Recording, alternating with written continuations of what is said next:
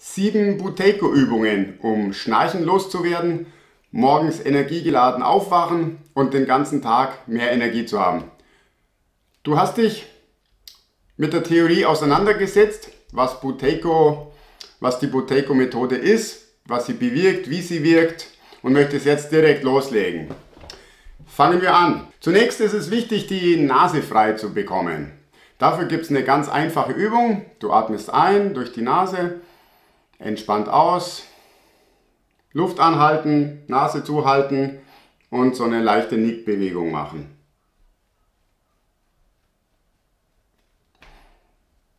Sechs bis 8 Wiederholungen, also nach dem Ausatmen atmest du direkt wieder entspannt durch die Nase ein. 6 bis 8 Wiederholungen. Die zweite Übung, um die Nase frei zu bekommen, ist das Summen. Du atmest entspannt ein, hältst dir wieder die Nase zu, spitzt die Lippen ganz leicht und machst einen Summlaut beim Ausatmen.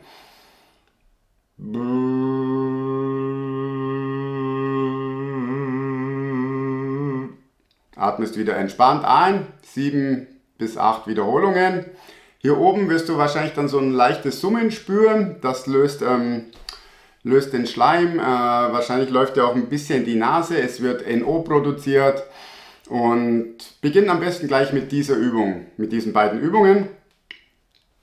Jetzt die eigentliche Buteyko-Übung, um die Bauchatmung zu üben. Ich nenne das Kontaktatmung. Nimm am besten erstmal ein bisschen Zeit für die Wahrnehmung, beobachte deine Atmung, leg die Hände auf den Brustkorb, beginne mal zu spüren, wie viel du in den Brustkorb atmest.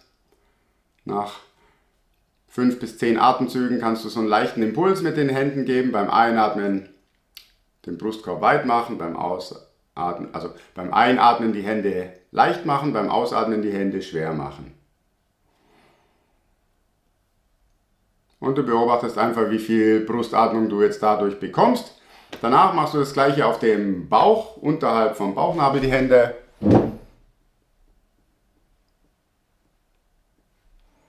Wichtig ist, dass du erstmal versuchst, entspannt zu bleiben und nur diesen Impuls mit den Armen gibst, aber jetzt nicht irgendwie tief in den Bauch atmest, weil dann ist immer die Gefahr, dass du zu viel Bauchmuskelaktivität hast und das gar nicht durch das Zwerchfell kommt.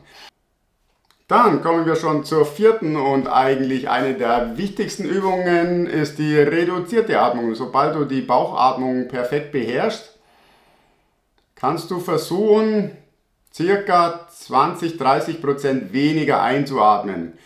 Leg den Fokus auf Entspannung, bleib immer entspannt dabei. Du solltest keine Atemnot verspüren. Das kannst du immer wieder üben. Solange es geht, solange du Zeit und Lust hast, ich sage mal für den Anfang 5 Minuten, später kannst du auch 10 oder 20 Minuten reduzierte Atmung üben.